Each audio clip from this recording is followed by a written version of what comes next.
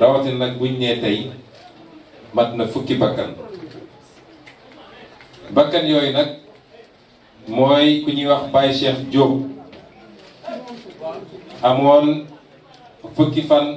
fukki at ak juróom ñaar 17 ans ñu ngi ko faatee fii ci Yëmbël. Cheikh Koli amoon ñaar fukki at 20 ans ñu ngi ko faatee ca Bignona. Famara Goudiaby moom it amoon ñaar fukki at 20 ans ñu faat ko Bignona. Pape Sidi Mbaye amoon moom ñaar fukki at 20 ans ñu faat ko fii ci Kër Massar. Sadio Camara am fukki at ak juróom ñett 18 ans ñu ngi ko faatee Diaoubé. Mansour Thiam moom it am ñaar fukki at 20 ans ñu ngi ko faatee fii ci Ndakaaru. Alassane Bari amoon fukki at ak juróom ñaar 17 ans ñu ngi ko faatee fii ci Centenaire ci Ndakaaru. amoon fanweeri at ak juróom 35 ans ñu ngi ko faatee ci Ndofane. Bourama Sané amoon fukki at ak ñaar 12 ans. ak Modou Ndiaye nga xam ne moom la ñu mujjee xibaare ñu faate ko tey fii ci Parcelles Assainies ci anam yoo xam ne ñaaw na fu ñaawaay yem. kon ñu ngi leen di ñaanal borom bi xiri leen xaare leen àjjana. may ñaan nag ñi fi nekk ñëpp journaliste participant wax benn ñax yàlla mun naam dañ leen si déegu Kawsara fukk wax benn bu nekk ànd ak bis waaye ñeneen ñi nga xam ni bokk moom ñoom Guinée ñu def seen prière waaw man di président du Conseil mondial des religions pour la paix joxa wóoral ba di dem اللهم ملطف الحق الذي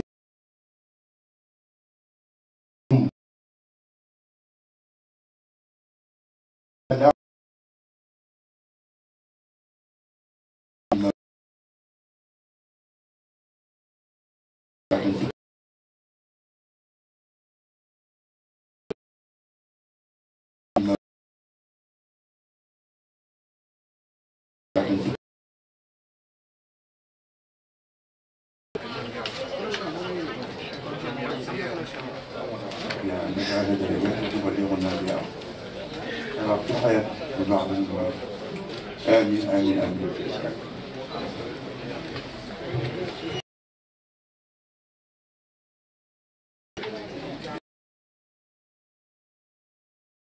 waxtaan bi gannaaw bi ñu delloo nuyu sénégalais yi seetaan yépp di nuyu ak di gërëm kilifa réew mi kilifa diine yi kilifa aada yi di rafetlu seen taxawaay ci réew mi ndax wax naa ko ci sama intervention yu jiitu bir na ma man ni ñoom lañ ca waroon def nañ ko ca bañ ko waree def te aajowul ñu koy jeebaane wala ñu koy wax ci kaw dafa fekk nag kilifa diine moom orma rek lañ ko waralul am na loo xam ne bu naree xotti orma suñu waxee ci suuf yem ca waaye ku bañ a dégg ba mbir mi tàng sa loxo yi di nga dellu si ñoom mu war leen kon ñu leen di gërëm ci taxawaay bi di gërëm kilifa aada yi bu baax tamit di gërëm ñi fi teew ñépp ñii fi nekk ñépp amul kenn koo xam ne politique wala parparloo moo la fi andi amul kenn koo xam ne li nga daj ci fan yii parparloo moo tax waaye ñi fi teew ñépp leen tax a jóg ba tax ñu daj ci du ma ci dajul man mooy Sénégal yitte gi ñu am ci Sénégal patriotisme ak am certitude ni dañu war a taxaw ngir réew mi, dañu war a taxaw ngir ëllëg, dañu war a taxaw ngir suñu doom ak suñuy sët. kon ñoom ñëpp dama leen di gërëm man personnellement, waaye dama leen di gërëm ci turu peuple sénégalais, ndax peuple sénégalais la ñu taxawal ñu Ousmane Sonko. ñi fi jóg ñëpp nag sonn ci, bu doon jëm Ousmane Sonko rek peut-être 10% yi dinañ génn wala 15% yi. bu kenn naagu ba foog ni yow yaa tax sénégalais yi génn, déedéet. li tax lii am mooy yéeg bu kenn ku ne am ni suñu réew, suñu askan mi ngi traversé ay moments yoo xam ne bu ñu seetaanee ba mu demee nenn rek defe naa dina rëcc définitivement. kon maa ngi leen di gërëm ñoom ñëpp ci turu peuple sénégalais. bu loolu weesoo may sargal jigéen ñiit, ndax gis nañ seen taxawaay ci xeex bi te tey dañ leen ko mandargale muy journée 8 mars. jigéenu boor bu nekk nag, du jigéenu Pastef kese, jàpp nañ fay jigéenu Pastef, gis nañu seen dëgër laay ak seen muñ ak seen xeex ba fi mu mujjee. waaye jigéen ñi taxaw jàpp ci xeex bi, ñi ma mën a lim ak ñi ma mën a limul, defe naa Adja Yacine ngi nii toog sama wet, sama avocat ay dëmboo ji ni nële, ñoom ay mën a buusu ak keneen ak keneen, su ma leen doon lim tey du jeex. ñoom Aïssata Sabara, ñoom Mame Diallo, bu ma limul rek bu mu ci mel, ñu delloo leen dugal leen ci journée bi. Mame Diallo, bu ma limul rek bu mu ci mel, ñu delloo leen dugal leen ci journée bi. dañoo sacrifice dootul jëriñ dara, ñi seen bakkan rot, ñi si gaañu te ñu bëri, ñeneen ak ñeneen ak ñeneen, defe naa dootul jëriñ dara. kon bu ñu waxee loolu dañuy delloo jukkal ni ma ko defee ci ñi nga xam ne seen bakkan rot na ci, te dinaa ci dellu si. ma def ko ci ñi gaañu, ndax ñi gaañu bëri na, te am na ci ñoo xam ne gaañu yu xaw a garaaw la. di ñaan yàlla rek mu bañ a weesu foofu, di leen delloo njukkal, ndax mbir mi ñooma du ñun. di ci def nag ci jagleel ngërëm bu yow defoo ko ngir dërëm boo xaar, waaye xam nga ni sa avenir moom moo nekk en jeu. kon gàcce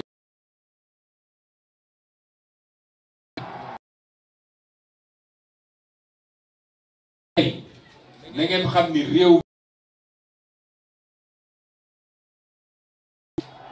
ñun acteurs politiques yi lañu war seetaan ba mbir mi egg foo xam ne buñ ko waree récupérer sax li muy yàq di boo moytu dina ëpp liñ ci mën a jëlee. te loolu naa ci dellu si bu si kanam yi di ko teg ci kaw nit ñi, peuple bi dala koy fàttali, te loolu moo leen dal tey. kon taxawaay boobu ngalawaay bu mu dañati Sénégal, bu mu dañati, parce que li ñuy wax ne grande démocratie, boo gisee njiit yi am lu ñu sañul foofu, mooy askan wi dafay taxaw jonn di leen surveiller. saa suñu commencé génn rek nit ñi génn ko nangu ñu dellu si waat.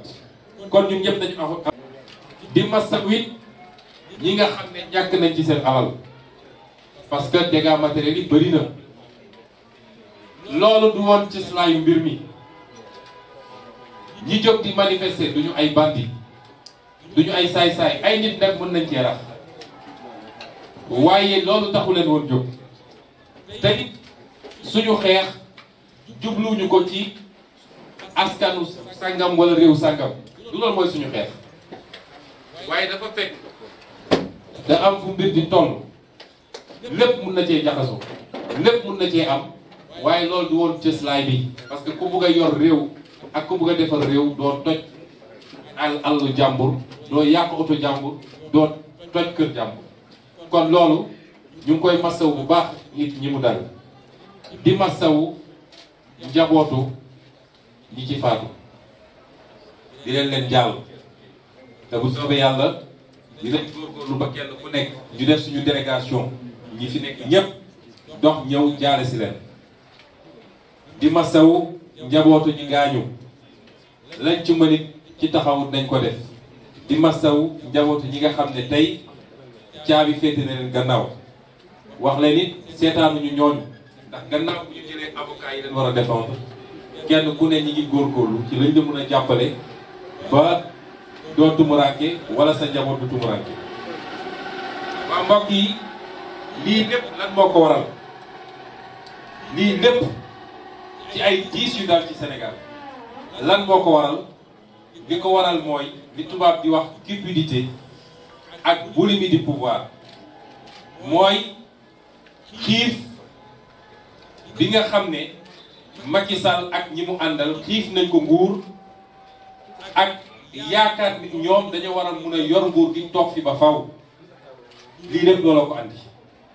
moo ne de ay at ci gannaaw loolu la ñu xeexoon ba ay bakkan rot fi li andi lii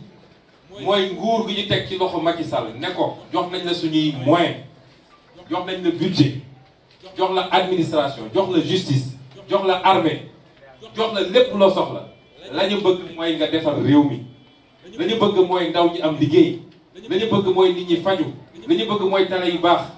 Macky Sall wëlbati loolu lépp jël ko mu doon doole bu muy jël di ko teg ci kaw citoyen yi muy kuy politique muy kuy mouvement citoyen muy kuy société civile ku nekk d'accord ak Macky Sall rek teg na doole googu sa kaw loolu moo ñu andi ci lii mu ànd ci ak ay nitam yoo xam ne duñ ko wax dëgg bal sax boo moytul ñoo ko yées moom ci boppam ndax lii am lépp nag acteurs yi bëri na de waaye li ci ëpp acteurs yu ndaw la boo ko doon seet ñeenti acteur la muy Macky Sall Antoine Diome Malick Sall ak Bassirou Gueye ñeneen ñëpp ay suq lañ yoo xam dañ leen di def loo ay ancien directeur du domaine ak ay avocat ak ñooñu yëpp dañ ay pion lañ waaye ñeent ñii musiba Sénégal yëpp ci jamono ji ñu toll tembe ci ñooñu la est-ce que jaadu na 16 millions de Sénégalais ñeenti nit rek lëmbëre est-ce que waroon nañ ko mën a continuer nangu ci dëkk bi loo wax nag ñu ne la ñun ñoo yor buur force restera à la loi te loi boobu duñ ko tudd lu dul bu dee opposant loi boobu dañ koy wëlbati pour mën a jot ci opposant waaye ñoom saa suñu waree loi bi war a dal seen kaw mu ne mukk du fi am ñaata nit ñoo fi def njombe yoo xam ne kenn mënu ko tudd te ñi ngi romb Sénégalais yi di leen narge loolu nag lañu mënut a nangooti loolu tax nit ñi jóg ne lii dootuñu ko nangu dootu fi am ñu war nag di waxtaan dëgg ndax Macky Sall li ko bewloo bokk na ci ñun Sénégalais yi ñenn ci ñun Sénégalais yi balaa may dee nit ñi toog ñii naan analyse politique lañu ñii naan lii lañu ñu naan c'est un génie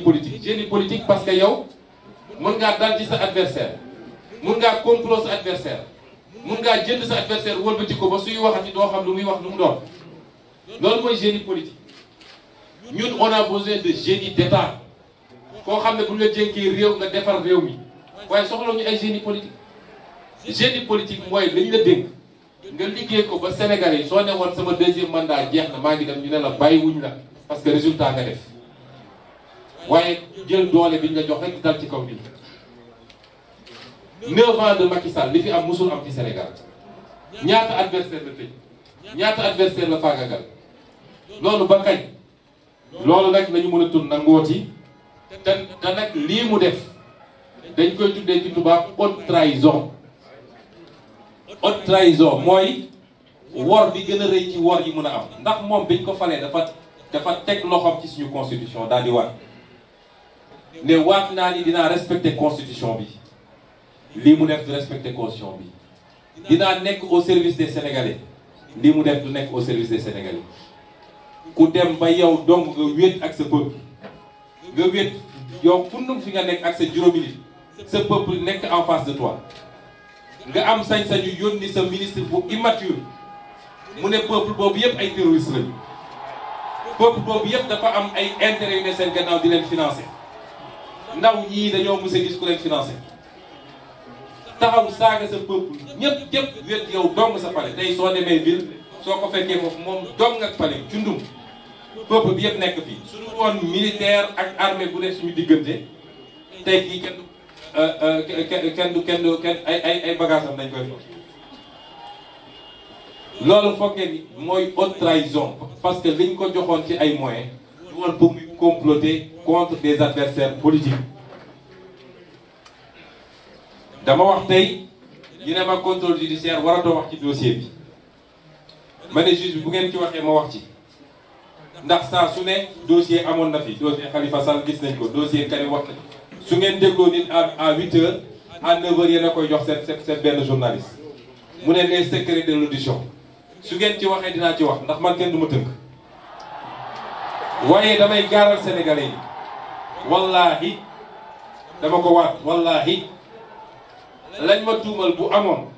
du ma nangu benn sénégalais am xoosu waxuma laa bakkan di ci wax parce que bu boobaa du ma yem ci lañ ma def rek kese mais damay doon criminel kon ñii fi faatu tey yëpp man maa leen faat loolu du ma ko nangu sama kanam borom responsabilité Macky Sall la ak comploteur ba tax nag ñu ne ab président de la république am na loo xam ne du sa sañ-sañ amul président de la république boo xam ne war naa féewale peuple di boole nit ñi ñu jàmmarloo di xuloo wala di xeex amul président de la république boo xam ne war naa gouverner ci li tubaab di wax haine ci soxor ci bañ nit parce que àndul ak yow rek nee na d'accord ak yow nga ne kii tey ma faagaagal ko loolu du président de la république te ñun ñëpp nag ñu war ko cee bañ a jàppale parce que discours de la haine léegi lay doog a am Sénégal tey da lay doog a dégg Sénégal ñu tudd ethnie nit waasoo nit ci politique wala ñu tudd ngëm-ngëmam ci politique loolu ñun ñëpp kenn waru ko d'accord te di ci woo ñëpp nag ba ci mboolem média yi ñun ñëpp dañu góorgóorlu opposition de programme de projet d'idée d'accord mais def ay programme semaine bu nekk ay nit ñëw taxaw di saaga nit di xas nit di ŋàññi nit di wax ci ñoom moom loo xam ne du dëkk suba du dugg ngoon mu yor njaboot yor ay nit yu ko bëgg yor ay militant loolu mooy taw réew nañu delloo si suñu xel mbir mi sottante xalaat la opposition d'idée de programme la waaye du opposition personnelle kenn ku nekk deram rek la am waaye xëy suba ba ngoon jot di wax ci nit di wax ci nit di wax ci nit tam ko dëmm wax ci mbokkam wax ci way juram loolu amu fi woon ci Senghor amu fi woon ci Abdou Diouf amu fi woon ci Abdoulaye Wade mi ngi fii doog a am te dafa war a dakk Macky Sall moomul réew mi ñun ñëpp ñoo waroon jël suñu responsabilité te lii defe naa buñ ci génnee dina doon leçon pour ñun ñëpp parce que maa ngi seetaan programme yi je vois moins d'arrogance ñenn ñi sax ñëwetuñu dem plateau waaye suñu demee plateau dañuy wax ju sedd est-ce que waroon nañu toog ba egsi fii gouvernance de l'arrogance xëy suba ba ngoon jot di saaga nit ñi loolu ñun ñëpp war nañ cee jël ay jàngat ku ñu dénk réew ñii nga xam ne ñooy say takk der nga xam ne kaaraange société bi moo leen tax a jóg warloo leen mettre ci benn situation bi parce que takk der yi ma gis ñoo gën a am lu leen naqari fi mu toll nii ndax xam nañu ki ñuy dóor seen rakk la xam nañu ki ñuy gaañ seen rakk la koo ci wéetal xolam setul ku ñu jox réew war ngaa moytu loolu war ngaa moytu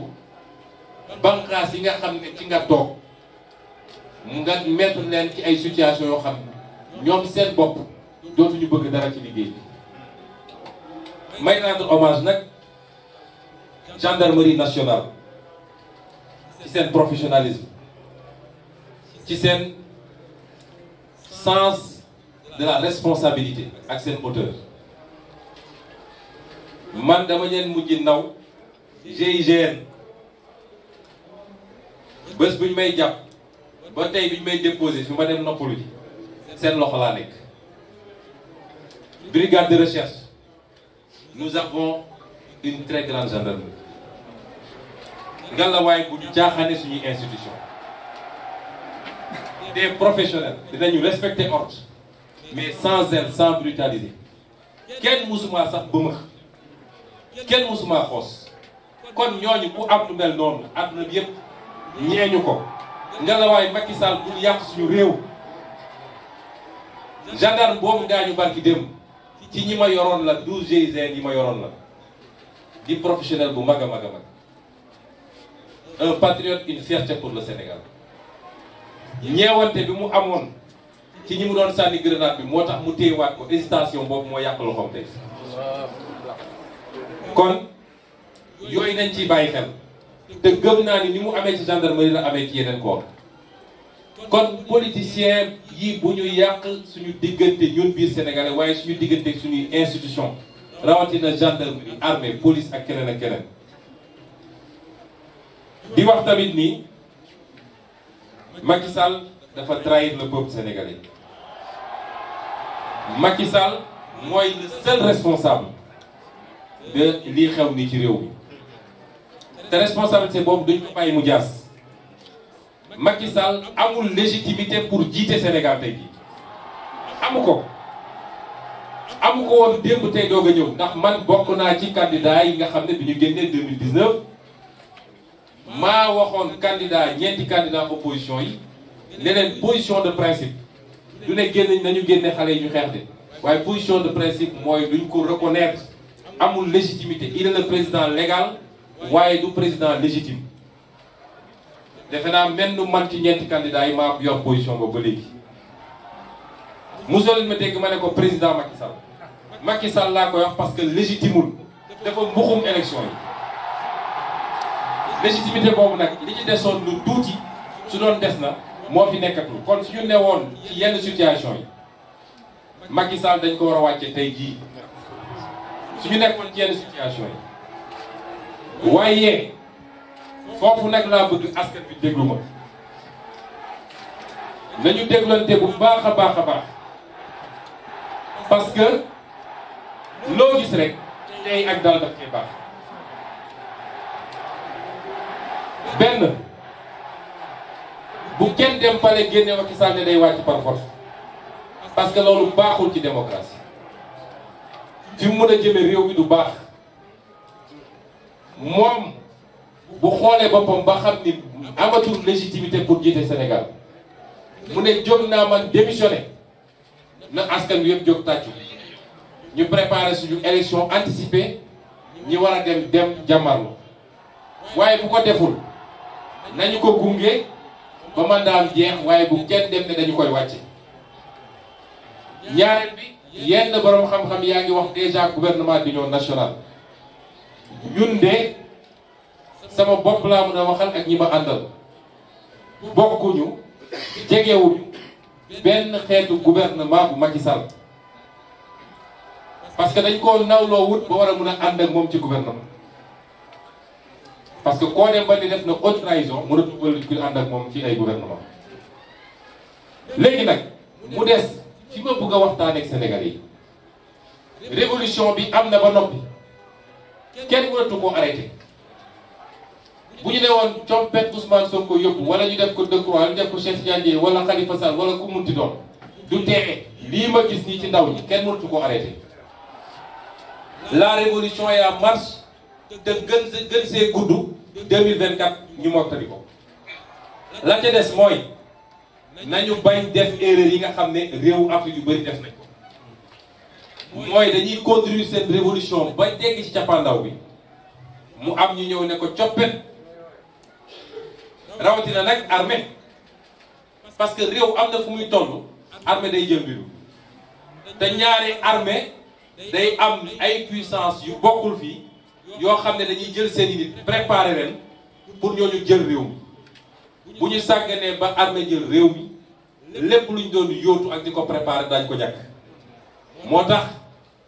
ma ne nañu bu ñu syndrome malien baa ngi fii keroog bu ñu defee seen révolution bay waaj a yegg ñu ne armée génn na ñu topp ci char de combat yi di tàccu laa ne mbir mi jeex na ñàkk nañ ko noonu la amee feneen ak feneen ak feneen moo tax révolution bi am na ba noppi Macky Sall mënatu koo téye kenn mënut koo téye kon nañ ko encadré parce que stratégie dafa baax ci lu ne du lépp nag la ñuy wax ci télé waaye suñu responsabilité ñun ñëpp askan bi mooy nañ ko encadrer ba yegg fi ñu bëgg a yegg waaye nag teewul loolu tekkiwul nag ni dañoo firi Macky Sall rek di ko seetaan nañ koy encadrer mooy dañuy exiger imposer benn agenda à partir d'aujourd'hui parce que loolu la peuple bi bëgg te peuple bi mooy imposer le rapport de force kenn ci ñun mënul imposer rapport de force isolément ñun ñëpp suñu dajaloon suñu parti mënuñu ko peuple bi moo mën a exiger imposer rapport de force boobu nag bokk na ci benn lu ñuy exiger la du lu ñu ñaan Macky Sall de amul layam yi lu ñu exiger Macky Sall bu ci njëkk mooy ñii nga xam ne seen bakkan rot na ci mbir mi te muy responsabilité bu moom Macky Sall nañu jox ndàmpaay seen waa famille mënul tax ñu rattraper li ñu ñàkk waaye loolu le minimum la ñu bañ a gore di ba mel ni moom ndax moom bi nit ñi xeexee 2011 ba ay bakkan rot ci bi mu toogee ci nguur gi da leen a fàtte ñenn ñi sax commencé ñaxtu ñu tëj leen kaso ñii nga xam ne seen bakkan rot na ci exigence ak Macky Sall ak état du Sénégal dañu war a jox ndàmpaay seeni famille ñaareel bi mooy ñi ci gaañu dañ leen war a jox indemnité civile et militaire nag laa wax dañ leen war a jox ay indemnité jàppale leen ñu mën a faju ci nu mu gën a rafete ñaareel bi du lu ñuy ñaan Macky Sall tamit mooy prisonnier politique yi mu jàpp na leen libérer immédiatement et sans condition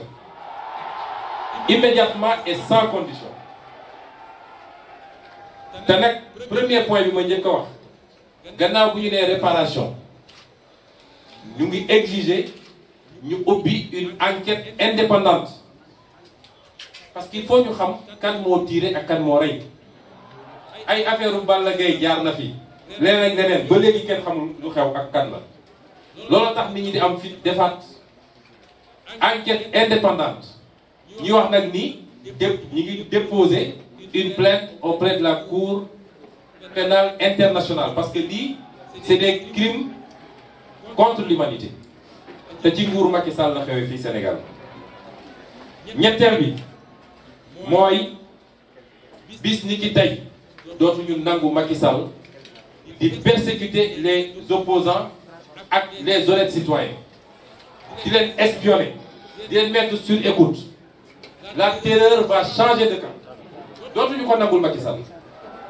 yooyu il faut mu jeex tey démb dégg ngeen gendarme bu démissionné parce que def na liggéeyam ni mu ko war a defee ñu envoyé ko ay police ñu koy espionner suba ngoon Macky Sall moom lan la ñu teg wala moom mooy Sénégal loolu dina takk bis ni ci tey ñaareel bi mooy ñii nga xam ne ay ministre yu mu jël moom ay sambabo yu ñu jël jox leen xaalis ñor ay jaas yi ak ay fital di fit nit ñi exigence nañ leen a identifier jàpp leen livrer leen à la justice ñu àtte leen ñoom ak ñi leen yónni nag ñoom ak seen commanditaire juróomeel bi mooy Macky Sall bëgg na ko bañ na ko dina créer les conditions pour ñu mën a dem ci ay élections nu mu gën a leeree ay wuruj fichier électoral jeex na ci Sénégal yor say carte d'identité ne du ma ko jox ndaw ñi parce que ànduñoo ak man jeex na ci Sénégal Macky Sall dina créer les conditions yu ñu mën a demee ci élection yoo xam ne ñépp lay tolloole ku peuple bi tànn ñu ne kii la juróom-benneel bi mooy ci ni mu gën a gaawee il faut ñu organiser élection yi ci élection locale sénégalais yi tànn seeni maire parce que maire yoo xam ne seen mandat léegi mu def 10 ans kenn mënatu koo nangu dina organiser élection législative en 2022 sénégalais yi tànn seen député jox seen bopp assemblée bi ñu bëgg waaye dina organiser 2024 élection présidentielle ci ni mu gën a rafetee lii lenn rek moo mën a doon exception mooy mu dem ba xam ni moom diriger suñu Sénégal amatul législative Sénégal mu ne démissionné naa ñu def élection ak waaye dañ ko may benn report mu toog naan maay buum maay bumi maay seet kañ laa koy def ak na ma koy defee kooku moom jëf na Sénégal. juróom-ñaareel bi mooy na delloo ñi mu xañ seen droit civique benn ci Khalifa Ababacar Sall bi ñaar ci Karim Wade parce que loo xam ne yëkkati nga ko dem ba juridiction internationale ñu ne la jaar yoon nga ne damay jaay doole kooku nekk candidat ci réew mi loolu suñ ko seetaanee ëllëg ci man la ñëw gannaaw si intérêt lay dem dootul fi nangu élection du dul ko ku ko war a nekk candidat nga war a nekk candidat Sénégal yi seet leen doy tànn waaye Macky Sall mooy tànn kuy candidat ku dul candidat loolu jeex na Sénégal. juróom-ñeenteel bi wala juróom-ñeenteel bi mooy moom Macky Sall na taxaw jàkkaarloog Sénégalais yépp amul moo bon vouloir wala nii wii nii non fii non rek moo fi am na jàkkaarloog Sénégalais yépp ne troisième sax dootuma ko tudd wax ma la mandat amu ci droit te peuple bi nee na amu ci droit peuple bi nee na deuxième mandat sax doyal nañu waaye nekk républicain moo tax dinañ ko bàyyi mu yeggali kon bu mu fi taxawati naan ay nii wii nii non ak yu demee jeex na 2024 Macky Sall n'est pas candidat au Sénégal bu amee beneen république bu mu am nag mën na fa dem nekki candidat.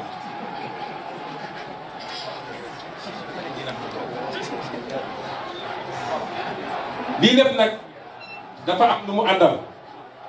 dafa am lu mu ànd ak mooy li may ñaan le peuple particulièrement les jeunes bu mobilisation bi wàññeeku mukk nag tey lañu war a gën a mobiliser wu chacun et chacune kenn ku ne ci ñun am na sañ-sañu jëfandikoo àqam bi nga xam ne constitution moo ko may ni man du ma nangu ku ma noot loolu ngeen def tey jii loolu ngeen def fan yi yëpp weesu nañu continuer mobilisation boobu waaye na doon mobilisation pacifique parce que dafa am lu Macky Sall foqati woon ci ñun mooy kenn amatul woon sañ-sañu def rassemblement wala nga def marche tey won nañ ko ni ci par force dinañ ko def parce que constitution moo ñu ko may te keroog bi ñu koy may dafa ne déclaration ngay def amul autorisation déclaration la balaa may dee ñu ne marche non autorisée France mun a bàyyi nit ñi ñu manifester Canada mun koo bàyyi keneen ak keneen Turquie yow fi nga dëkk Sénégal ñu ne la doo fi manifester parce que son excellence Macky deuxième nee na kenn du fi manifester loolu jeex na ci Sénégal may proposer ñu continuer manifestation yi jël benn fan wala ñaar ci semaine bi 1 million de Sénégalais nañu génn yor seen drapeau national xool fu ñuy dem fu ñu koy defee dem taxaw fa exiger que lii ma wax 9 mesures yi ak yeneen yoo xam ne après concertation dina ci yokku Macky Sall da koy respecté wala dootul am jàmm ci réew mi su amee kuy tiit désormais Macky Sall lay doon waaye dootul doon loolu jeex na ci réew mi may wax nag gannaaw bi ma waxee li jëm ci Macky Sall may lancer un appel ñun ñii ñëpp nag di acteurs politiques askan wi mérité na des acteurs politiques qui soient à leur hauteur ñun ñëpp amatuñu droit yenn yi nañu sargal askan wi nañu delloo politique sa noblesse nañu jël engagement ñun ñëpp waat ko ni peuple bi rek moo ñu ñor kenn new fi di politique pour xaalis booy am ku bëgg ay milliards uti ko feneen waaye politique servir ton peuple la yaa ciy sonn dépenser si ñàkk ci ba dee waaye waroo ku foog ni ci milliards ci politique nga amee milliards ndax nga sa bopp loolu dafa war a dakk Sénégal mën nañu am ay projets yu wuute mën nañu am gis-gis yu wuute waaye ñun ñëpp dañu bokk bëgg réew mi nañu bëgg réew mi jaay intérêt réew mi li Macky Sall def daf war a dakk suñu ressource naturelle nga jaay suñu marché public nga jaay lu la neex nga def loolu jeex na ci Sénégal kon dama bëgg ñu nit peuple bi waruñu gën a gore man Ousmane Sonko je ne mérite pas ce peuple là je ne le mérite pas gisuma lan laa def ba peuple bi war a daj lii mu daj ci ñun kon ñu nit nañu jël engagement solennel ni bis ni ki tey un nouveau départ la ñu jël parce que réew mi yomb naa defar de te peuple bi amatul droit un troisième ou un quatrième départ bii pas ça doit être le bon départ su dee nag dañuy ŋàññi ñi fi ne ba jëlee leen fi ñëw def la ñu defoon wala lu ko yées defe naa bu au bout du compte peuple bi mooy mujj génn ci ñun ñëpp kon loolu ci lu jëm ci ñun la nga la waay nañ ci góorgóorlu ma yokk ci benn poñ la ma ciy waxtaan bëri na trop waaye dafa fekk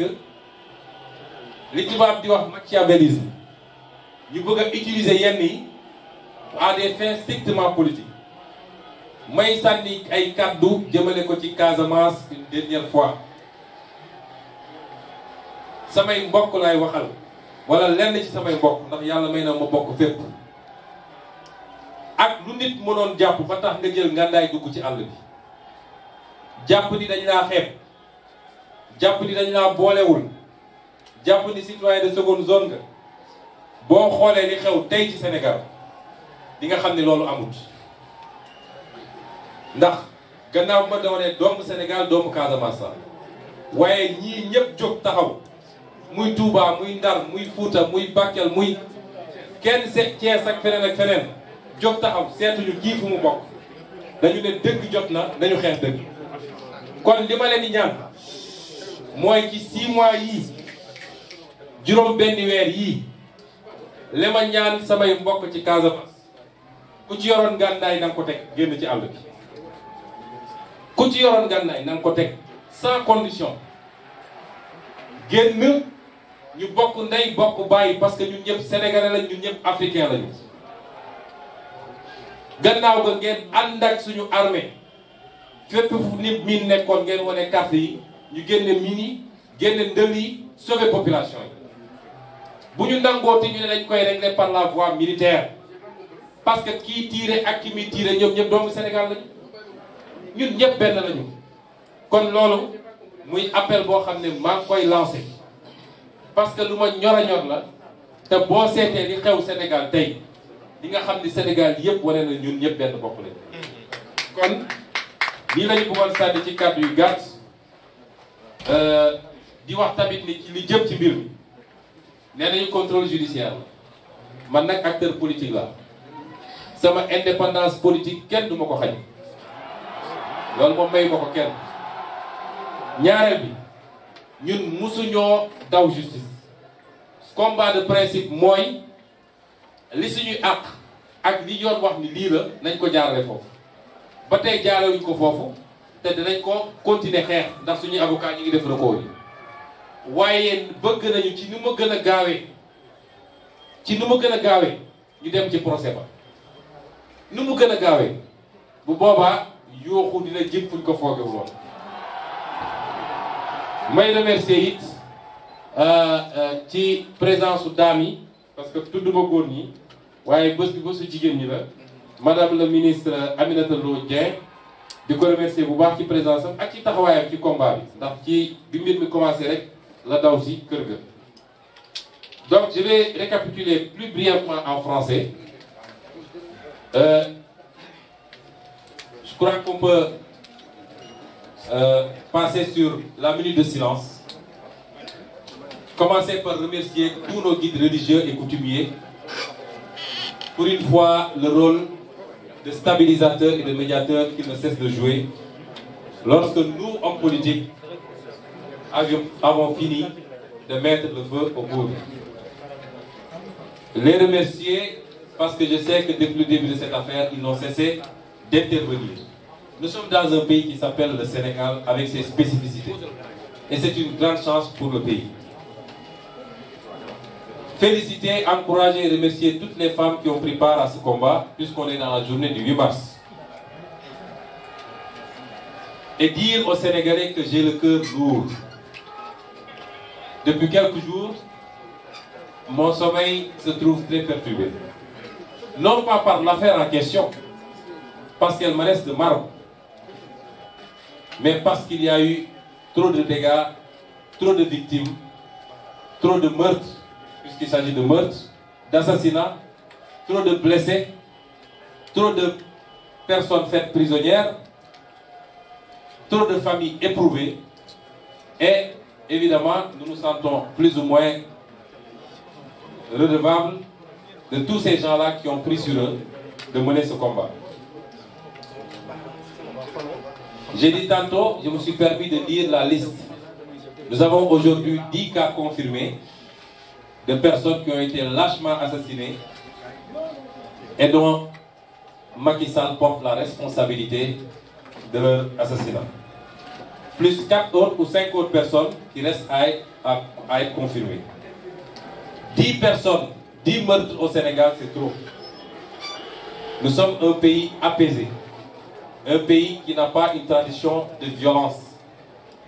Un pays connu mondialement pour son climat fait de stabilité, de fraternité, de convivialité. Mais le seul qui porte la responsabilité de toute cette situation s'appelle M. Macky Sall. Et qu'est-ce qui nous a amené à cette situation? Je résumerai simplement par la cupidité, la boulimie de pouvoir d'un homme qui ne connaît que le complot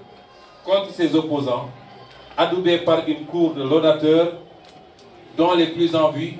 sont ses 4 affidés, son ministre de l'Intérieur, Antoine Félix Diome,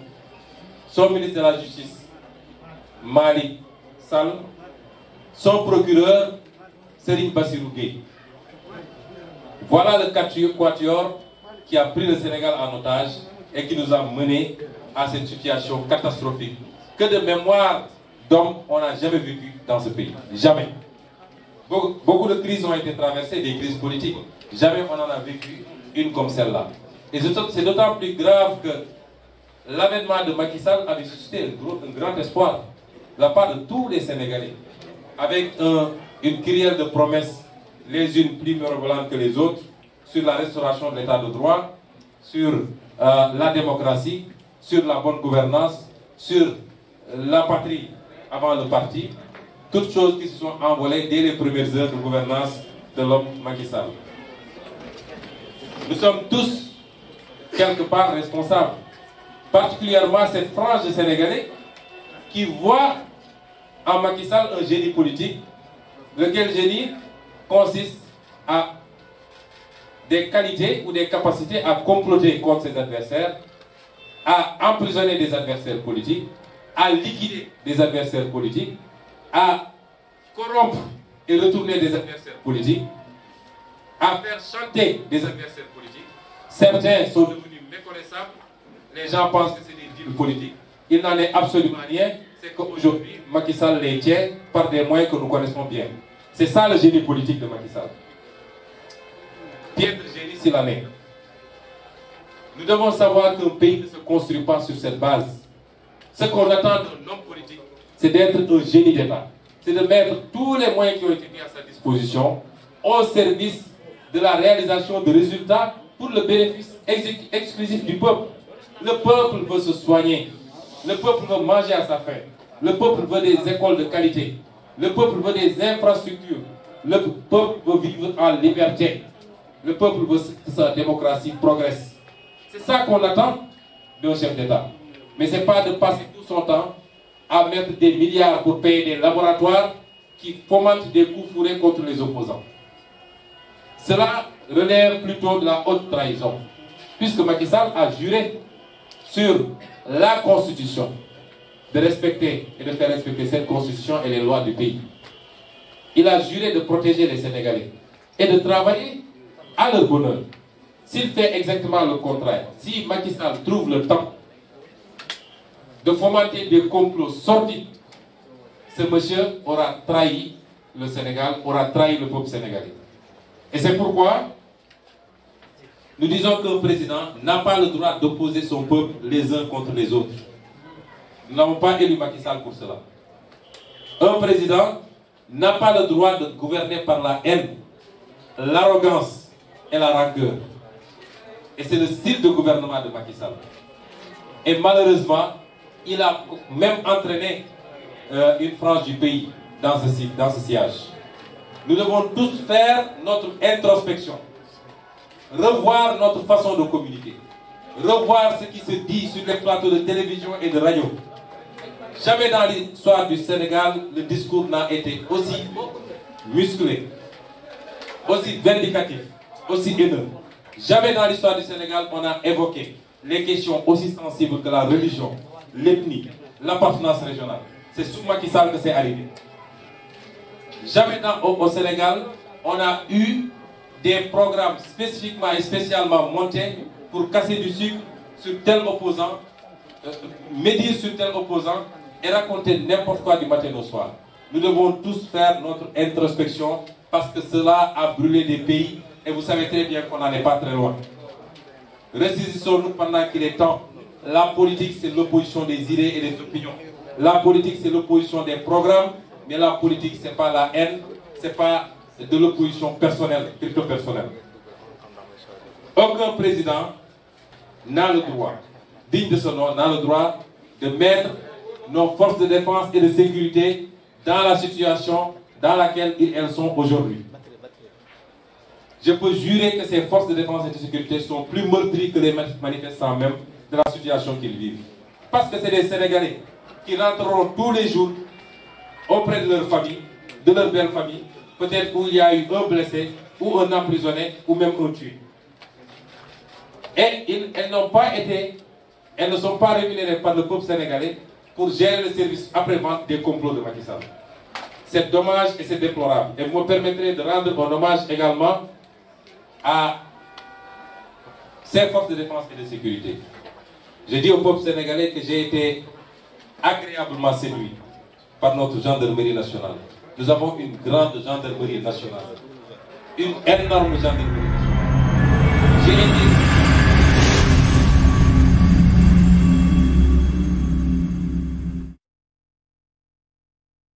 Ils ont plus assuré ma sécurité qu'ils ne m'ont arrêté.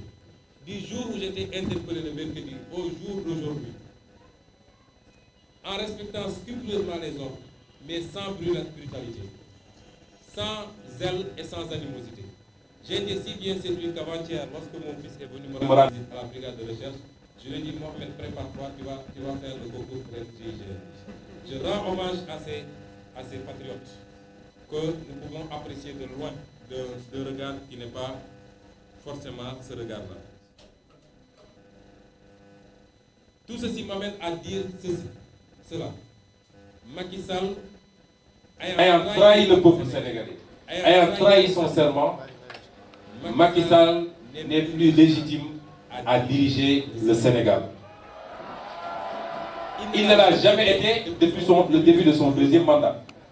Je fais partie des 4 candidats qui s'étaient réunis et qui ont signé un protocole pour dire qu'on lui dénie toute légitimité.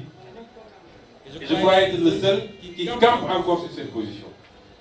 Et aujourd'hui, il y a circonstances aggravantes.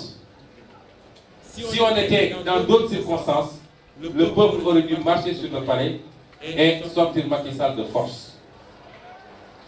Mais je le déconseille fortement. Nous le déconseillons fortement. Je crois pouvoir parler au nom de tous ceux qui sont assis ici. Mais je crois pouvoir parler au nom de tout le peuple sénégalais, qui est un peuple sensé, un peuple équilibré et un peuple mesuré.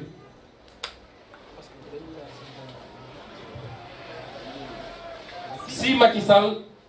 tire les conséquences de son échec, parce qu'aujourd'hui il est seul bunkérisé dans son palais face à 16 millions de Sénégalais, et n'eût été les forces de l'ordre qui font tampon, et même l'armée maintenant, je crois que la messe aurait été dite depuis longtemps. Si Macky Sall en tire les conséquences, et j'espère qu'il le fera tout à l'heure à 20h, prononce sa démission, nous en prendrons tous acte. Et la Constitution sera appliquée pour organiser les élections dans les délais prévus. Je tiens à dire d'emblée que pour ces voix qui s'élèvent déjà, pour dire que puisque Macky Sall n'a plus cette légitimité-là, nous devons aller vers le gouvernement d'union nationale, que nous ne sommes intéressés par aucun gouvernement avec M. Macky Sall. Nous ne pouvons pas être dans un gouvernement d'un président légal, illégitime et qui a trahi son peuple. Nous ne le serons jamais. Par contre, nous disons au peuple sénégalais que nous devons faire preuve de maturité. Beaucoup de révolutions se sont tenues en Afrique ces dernières années. Mais au finish, l'aboutissement n'a pas été ce que le peuple attendait. Parce que, en voulant coûte que coûte procéder par radicalisme, nous avons ouvert la boîte de Pandore où c'est l'armée, souvent avec des éléments préparés par des puissances occultes qui héritent du pouvoir et qui remet en cause tous les acquis démocratiques. Et nous voyons ce qui se passe dans un pays voisin où le peuple a mené toute sa révolution au point de faire tomber le président et l'armée est intervenue, a été acclamée par le peuple, mais nous voyons ce qui s'en est suivi. Nous ne pouvons pas nous permettre cela. Soyons tactiques et intelligents. La révolution est déjà lancée, rien ni personne ne peut l'arrêter. Aucune puissance interne ou externe ne peut plus l'arrêter. Le peuple a pris sa responsabilité et a compris les enjeux. Conduisons cette révolution à son terme, c'est-à-dire au plus tard 2024. C'est un peu plus de 2 ans et demi.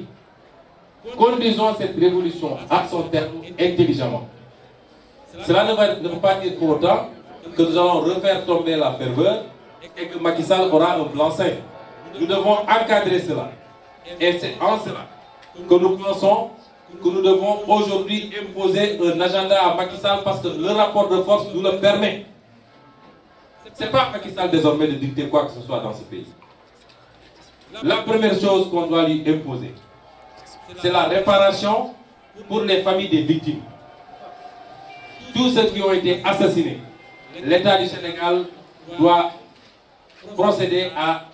une réparation, en tout cas forcément pécuniaire, pour au moins adoucir ou amoindrir la peine de leur famille. De la même manière, nous exigeons l'ouverture d'une enquête indépendante pour situer les responsabilités, identifier les auteurs et les traduire en justice. D'ores et déjà, une plainte sera déposée auprès de la Cour pénale internationale parce qu'il s'agit de crimes contre l'humanité et ça s'est passé sous le régime de Macky Sall. Nous devons également exiger la libération immédiate et inconditionnelle des prisonniers politiques de Macky Sall. Il y en a plus d'une centaine emprisonnés un peu partout dans le pays, dont la plupart ont été kidnappés pendant qu'ils vaquaient à leurs occupations, avec des méthodes que j'ai qualifiées de fascistes et qu'on n'a jamais vues en tout cas. Il faut qu'on mette un terme à cela et nous exigeons la libération immédiate de ces prisonniers politiques. De même que l'indemnisation des blessés civils comme militaires. Nous exigeons que toutes les mesures soient prises pour arrêter à jamais la persécution et l'espionnage des opposants et des honnêtes citoyens. Tout le monde est espionné aujourd'hui dans ce pays par Macky Sall. Tout le monde. Vous avez vu un gendarme, parce qu'il a bien fait son travail,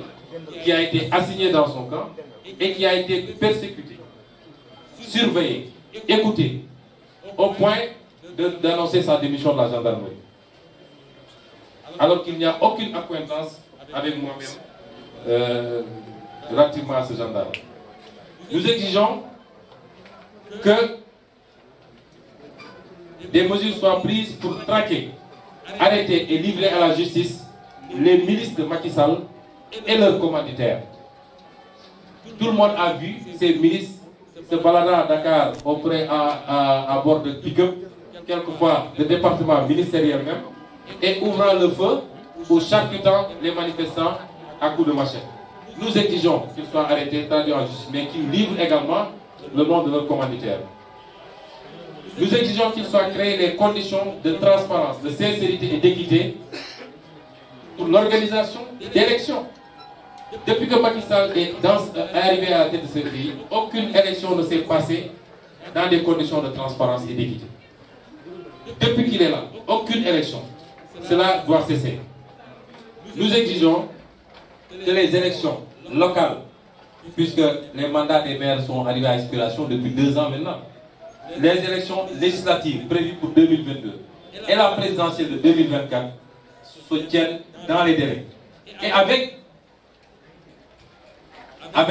une autorité consensuelle. Parce que ce n'est pas ce ministre arrogant, incompétent, immature, partisan qui peut organiser dans ce pays des élections. Nous exigeons d'ailleurs son relèvement, en tout cas son limogeage le plus rapidement possible. Parce que les Sénégalais ne sont pas en sécurité avec un ministre qui se permet de traiter tous les Sénégalais de terroristes et de représailles. Nous exigeons également la restitution des droits civiques illégalement, inconstitutionnellement confisqués par Macky Sall. Parmi lesquels les droits civiques de M. Khalifa Sall, maire de Dakar. Non seulement on a confisqué ses droits civiques, mais sa mairie. On a confisqué le suffrage populaire des Sénégalais. C'est inadmissible. Mais également de M. Karim Meïssa Wade, candidat du PDS, puisque même au niveau international, des décisions de justice sont intervenues pour dire que les procès qui ont été organisés par Macky Sall ont violé les droits de ces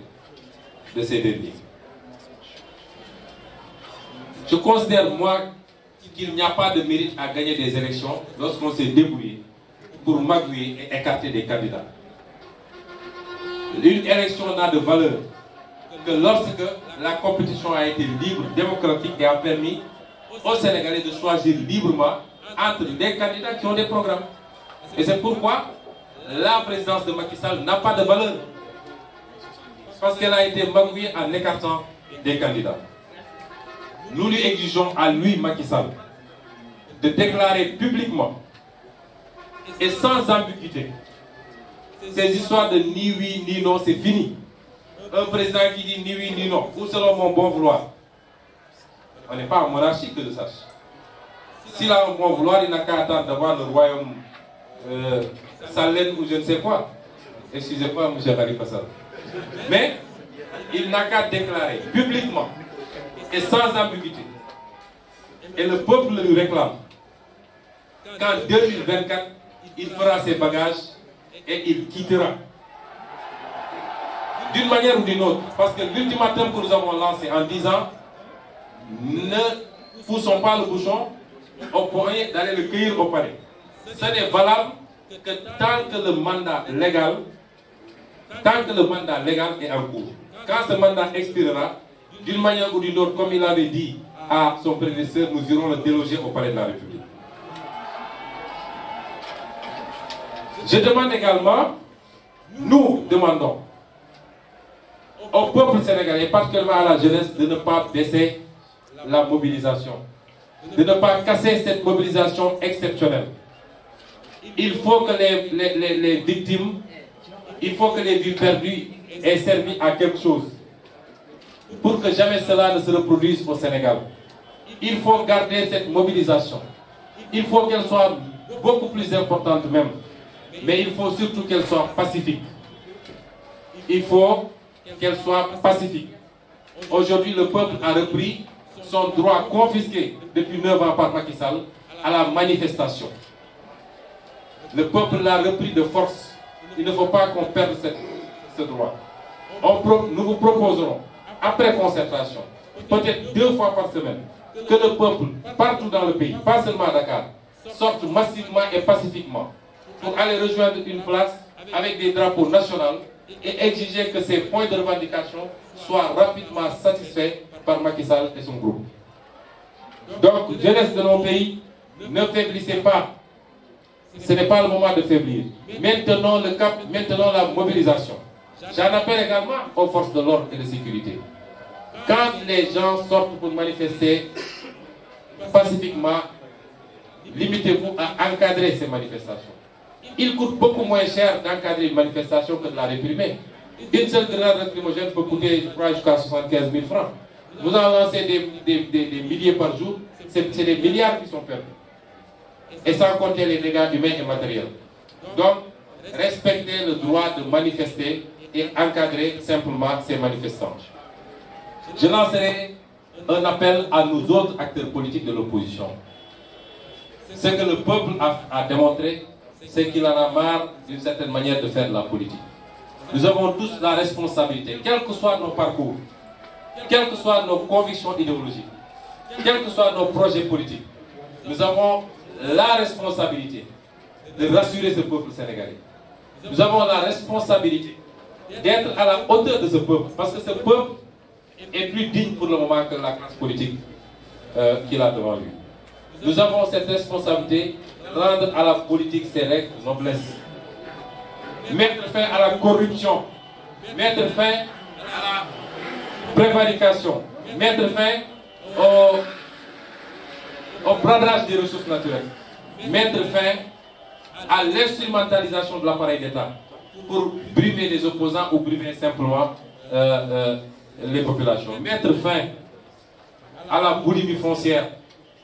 mettre fin à tout ce qui est dénoncé aujourd'hui en termes de népotisme. Nous devons tous solennellement en prendre l'engagement, parce que ce peuple mérite mieux, et nous devons tout faire pour lui donner mieux. Je terminerai simplement par lancer un appel solennel à la Casamance. Je le fais depuis quelque temps avec insistance, parce que jamais le moment n'a été aussi opportun d'en finir avec cette crise qui a coûté trop au Sénégal et à l'Afrique, en termes de vie humaine, en termes économiques, en termes de stabilité sociale. Il faut qu'on en finisse, et ce n'est pas avec des bombardements, ce n'est pas avec la force, parce qu'on ne règle jamais une crise comme cela. J'en appelle à mes parents. Je le dis, cette mobilisation exceptionnelle de tous les Sénégalais, de tous les bords, sans distinction de région, de race, d'ethnie, sans distinction d'âge. Cette mobilisation exceptionnelle a fait tomber les stéréotypes, a fait tomber certaines croyances. Les Sénégalais, debout comme un seul homme, ont émis un message au monde entier. Nous sommes tous un seul et un peuple, sans distinction. Quelles que soient les frustrations qui ont pu être à la base de votre décision de prendre les armes, quels que soient les clichés de mépris, de manque de respect ou de considération, aujourd'hui, le Sénégal tout entier vous a démontré, en se battant, non pas pour un fils de la Casamance, mais pour un Sénégalais, même originaire de la Casamance, en donnant leur vie pour un Sénégalais de la Casamance, que la Casamance est une part entière, totale du Sénégal. Donc, l'appel que je lance, c'est de déposer les armes sans condition, de le faire dans les 6 mois à venir, que tout détenteur d'armes le dépose auprès de l'armée nationale, et qu'ensemble avec cette verte armée nationale, vous procédiez à identifier les lieux d'emplacement des mines antipersonnelles qui continuent à faire des ravages auprès des populations innocentes, pour que le déminage soit fait et que la Casamance redevienne ce qu'elle n'aurait jamais pu cesser d'être, c'est-à-dire ce grenier du Sénégal, mais ce grenier de l'Afrique. Je vous remercie. J'en profite pour remercier la presse sénégalaise dans son ensemble qui a su se hisser à la hauteur de cet événement et traiter l'information de manière équitable. Présenter, même si je n'ai pas pu le faire en ce moment, ma compassion et ma solidarité au groupe de mon frère et ami Bougane Gueye Dany, ici présent, qui a été arbitrairement attaqué et privé de signal pendant des jours, et au groupe Walfadjri de mon frère Cheikh Tidiane Niass, qui ont vécu ou subi la verdict d'un régime aux abois, et ça a dû peut-être coûter ce que ça a coûté, mais le combat démocratique le vaut. En tout cas, Bougane, merci beaucoup, à mon nom et au nom de tous ceux qui se battent pour la démocratie dans ce pays. Je ne terminerai pas sans faire un plaidoyer ou une mention spéciale pour la diaspora sénégalaise. Je l'ai toujours dit, c'est la diaspora sénégalaise qui va bâtir ce pays. Nous tous avec. Depuis que je suis en politique, j'ai eu à sillonner quelques pays de la diaspora. Et j'y ai trouvé les plus grands patriotes du monde. Les plus grands patriotes du Sénégal. Ils sont certes loin d'ici, mais ils sont scotchés sur l'actualité nationale. Très engagés pour une rupture définitive. Pour que ceux qui vivent là où ils sont, nous puissions avoir mieux dans ce pays qui est le Sénégal. Je vous remercie au nom de tous les patriotes de ce pays. Au nom de tous ceux qui se battent pour la démocratie. Je vous remercie au nom de la jeunesse sénégalaise. Merci à la diaspora. Merci à la presse nationale comme internationale. Je m'excuse s'il y a une ratée, mais vous comprendrez que c'est la fatigue. Et